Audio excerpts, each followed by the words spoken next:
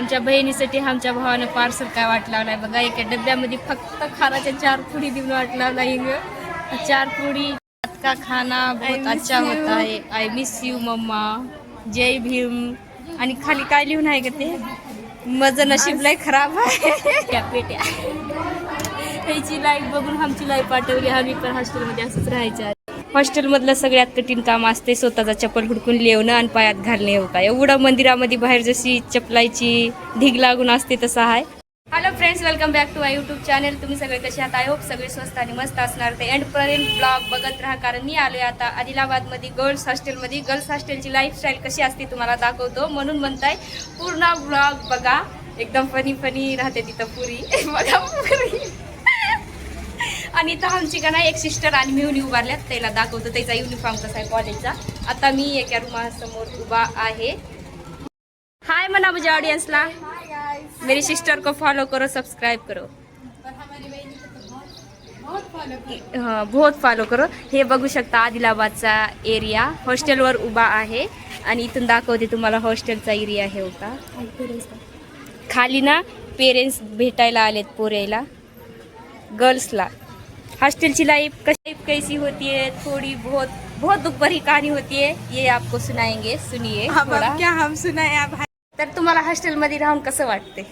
छान वाटते, पण एकदम थोडं अनिकाली, थोडं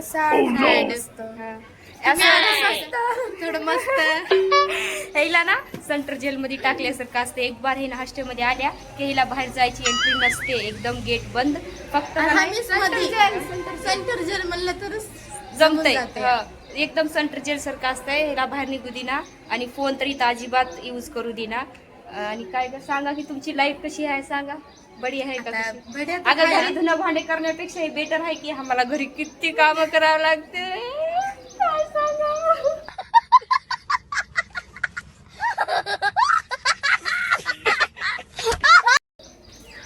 आमची कहाणी तर लय डेंजर आहे बरं का.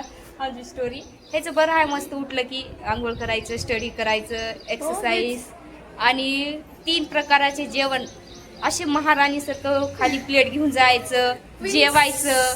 फक्त स्वतःच प्लेट ठेवायचं. आमची घरी किती फजिती असते. स्वयंपाक करून द्या, सगळ्याला चारा, त्याने नावं ठेवतात आमच्या स्वयंपाकाला. मग द्यायच्या समोर न करायला करा आणि रोज फिल्टर दिवा, रोज धुणं करा, भांडे करा आणि झाडून काढा. नक्कर देखील समजून घेणार घरचे कामवाली बनून सोडले घरचे. शिलाला आमच्या कुठंच आहे भेटणं, फक्त माझ्या जवळच इथे. बघा हो का, एवढी दुखभरी कहाणी असते आमची. ह्याची लाईफस्टाईल खूप चांगली आहे. खूप चांगली आहे हॉस्टेलची. ह्याची क्लासरूम, ह्याचं हॉस्टेल सगळं दाखवते मी तुम्हाला. चला, तर आजचा ब्लॉग खूप इंटरेस्टिंग होणार आहे, तर एंड पर्यंत ब्लॉग बघा. आमच्या वहिनीला थोडं फॉलो करा आणि सबस्क्राईब करायला विसरू नका. सिस्टर बी मागे आहे, इकडे वहिनी बी आहे. हाय करायला आता. तर चला तुम्हाला दाखवते बघा. तुम्हाला त्याचं हॉस्टेल दाखवायला. Come here. आदिलाबादचा व्ह्यू किती भारी दिसायला वरून बघा. मस्त मोठे मोठे बिल्डिंग या. इथं मंदिर पण आहे हो का ह्याच्या हॉस्टेल समोर. तुम्हाला ऐकू घालतात का गायनं का डिस्को गाणी ऐकू घालतात? मंदिरला जाता रोज बघा मस्त ह्याचं हॉस्टेल. तर खालून छान दिसतंय, दाखवतो खाली गेल्यानंतर. मी आली आता वरी. त्या पायऱ्या आहेत की सकाळी उतरताना एक्सरसाइज करायची गरजच नाही, आपाप एक्सरसाइज होते आहे का. किती भूक लागली आहे, ह्याला नकर देखील काळजी नाही. तेवढ्या दुरून भेटाय आला, जेव्हा म्हणणं झाल्यात काय नाही, फक्त पाणी दिल्यात. किती मोठा आई नाही बघा. ह्याच्यात खोबाड बघायचं दुसऱ्या.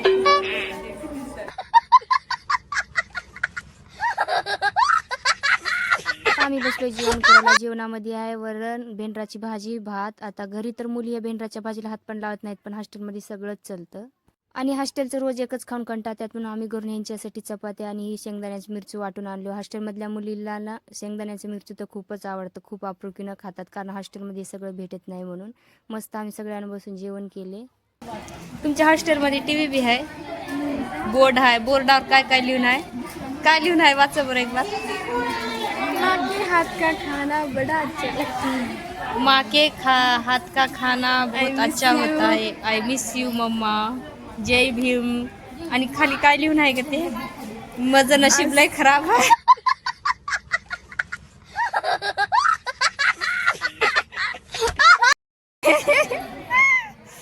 बोर्डावर पोऱ्यानं लिहिल्यात त्याची दुखभरी कहाणी. दुखी आत्मा आहेत बिचारे हॉस्टेलमध्ये राहतात. तो का मॉडेल तिकडे हिरव्या डोळ्याची मॉडेल.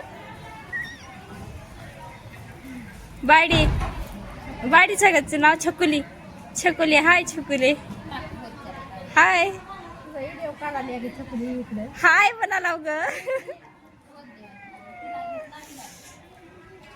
हे का बघायचे डोळे किती अट्रॅक्टिव्ह आहेत हे का. बघा बघा कशी ओळख केली तेव का. नाही. आमच्या बहिणीसाठी आमच्या भावानं पार्सल काय वाट लावलाय बघा. एका डब्यामध्ये फक्त खाराच्या 4 पुडी देऊन वाट लावला. हिंग 4 पुडी 4 पोऱ्याला दिले की खत्तम. हॉस्टेल आहे हॉस्टेल, घर नाही. बॅग पेट्या काय काय की बॅग आहे मध्ये. हे रूम सगळेची फॅमिली त्यांची आई त्याला भेटायला आली आहे का. त्या पेट्याच्या संदूक मध्ये काय काय खजाना ठेवला ग. किती किती 1-1 लाख रुपये आहेत का पेट्याला. बघा केवढाले कुलप राहते ठेव का. एवढे मोठाले कुलप लावून राहते त्या पेट्यात. काय ठेवतात काय माहिती. हॉस्टेलच्या पोऱ्याची लाईफ स्टाईल अशी असते बघा. येऊ का सगळीकडे सगळ्याचे मम्मी पप्पा भेटायला आले. मस्त बसून बोलायला. म्हणजे हॉस्टेलमध्ये राहणाऱ्या पोऱ्याची लाईफस्टाईल कशी असते तुम्ही सांगा की नकर. आमची वहिनी आहे येऊ का बोलायला असते. बरं ह्या वहिनीला लई लाज वाटते. हे आमची वहिनी सगळ्यात मॉडेल वहिनी आहे मॉडेल. आमची ते वहिनी बिंदास बोलतात. ते बाहेर गेल्यात आता. याच्या हे का बघा किती मोठाले संदूक. हे संदूक काय मराठीतून काय म्हणते पेट्या पेट्या. त्याची लाईफ बघून आमची लाईफ आठवली. आम्ही पण हॉस्टेलमध्ये असंच राहायच्या आधी. बघा किती गर्द आहे एकदम. एखादी काय म्हणतात का बसस्टॉपमध्ये असते बघा बाहेर बसस्टॉप तसा गर्द आहे. सगळ्याचे मम्म्या भेटायला आल्यात आता सेकंड सॅटर्डे आहे म्हणून. फक्त माझी नजर तर ह्या पेटीवरच झाली. उठून जाऊन ह्या पेटीमध्ये काय ठेवते असते एवढा मोठा क्लूप लावल्या थिंग. आम्ही पण असंच लावायचो आधी हॉस्टेलमध्ये होतो तेव्हा. कारण या हॉस्टेलमध्ये पोऱ्या इकून एकाचं सामान लई चोरत्यात. असं वरी ठेवल्याने वस्तू दुमार तिथं भेटल किंवा दिसल म्हणायची गॅरंटीच नाही. गैपच होत्या 5 मिनिटात गैप तिथं ठेवलं. तिथं साबण जर ठेवलं तोंड देऊन तर लगे 5 मिनिटात असं बघलं की असं गैप होतं. एवढं खतरनाक हॉस्टेल आहे बरं काय. म्हणजे हे नाही प्रत्येक हॉस्टेल तसंच असतंय. सगळे हॉस्टेल तसेच राहतात. आम्ही हॉस्टेलमध्ये शिकलोय म्हणून आम्हाला अनुभव आहे शाळेचा पूर्ण अनुभव आहे आम्हाला. बाकी आता ज्याला शिकाय नाही त्याला सांगायची तर लई गरज पडते. आणि ज्याला शिकलंय त्याला सांगायची गरज पडणार काहीच आहे की नाही वहिनी. बरं तुम्हाला कसं वाटते हॉस्टेलमध्ये. नकर तुला बोला वाटणार. आमच्या वहिनीला बोला वाटणार. आम्हाला बोल म्हणायची गरज लागणार आणि तिला बोला वाटणार. असं राहते बघा. असं असतंय. आम्ही शिळीने पाला खाल्यासारखं चपड चपड बोलत राहतो नॉनस्टॉप. आणि मला देवानं का नाही आमच्या गळ्यामध्ये ते काय म्हणतात का स्पीकर कमी जास्त करायचं बटनच बसवाय नाही.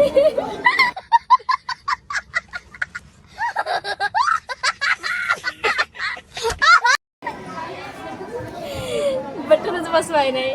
वहिनी आल्यावर मस्त बोलते तिला बोलायला. तर चला आता आम्ही चालू बाहेरचं लोकेशन वगैरे दाखवता हॉस्टेलचं. चला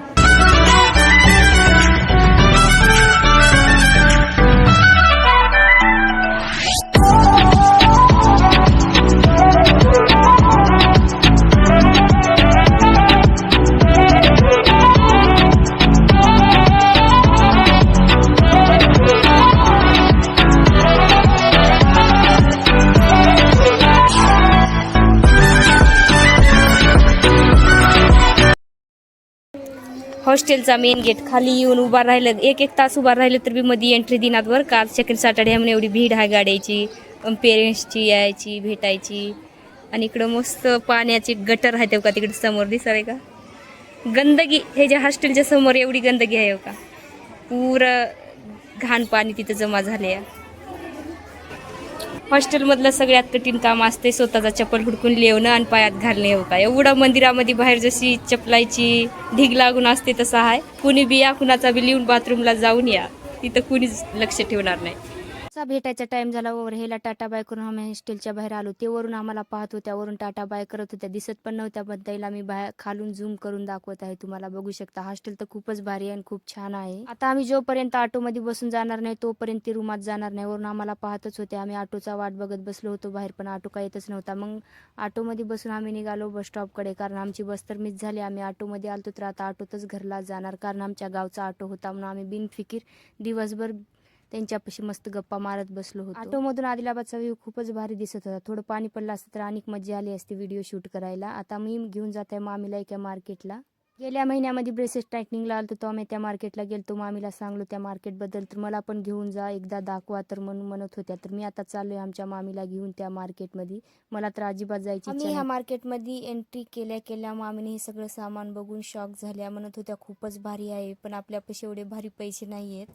तर मी ह्याच्या आधी पण आलो होतो इथं आणि खाली हात गेलतो, इथून काहीच घेऊन गेलेलो नव्हतो, कारण इथं इतकं भारी सामान आहे पण आपल्यापाशी तेवढे भारी पैसे पण नसते. तर बघलं तर असं वाटतं की सगळं पॅक करावून घरला घेऊन जावं, पण तसं काही करू देणार नाही. तिथं मोदकचा मस्त साशा होता आणि इथं खूप सारं सामान असं आहे जे बघलं की आपल्याला प्रत्येक सामान घेऊ असं वाटेल, पण आपल्यापाशी पैसे नसतात. जस्ट मी मामीला दाखवण्यासाठी इथं घेऊन आले. माझी तर अजिबात इच्छा नव्हती की पुन्हा इथं यावं, कारण खाली हात जाणं अजिबात आवडत नाही.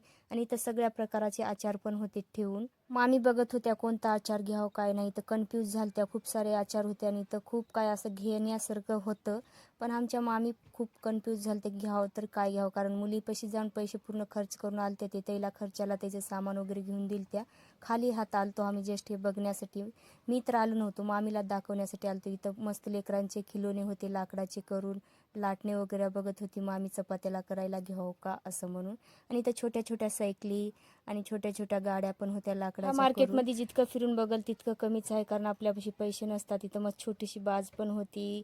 मला तर असं वाटायला की सगळं काय पॅक करून घरला घेऊन जाऊ आमच्या चिकूसाठी, पण तसं काही करू देणार नाही. तिथे एक से बडकर एक सामान होतं उपलब्ध, पण आपल्यापाशी पैसे नसतात. हे सगळं बघून काही फायदा यायचं नाहीये.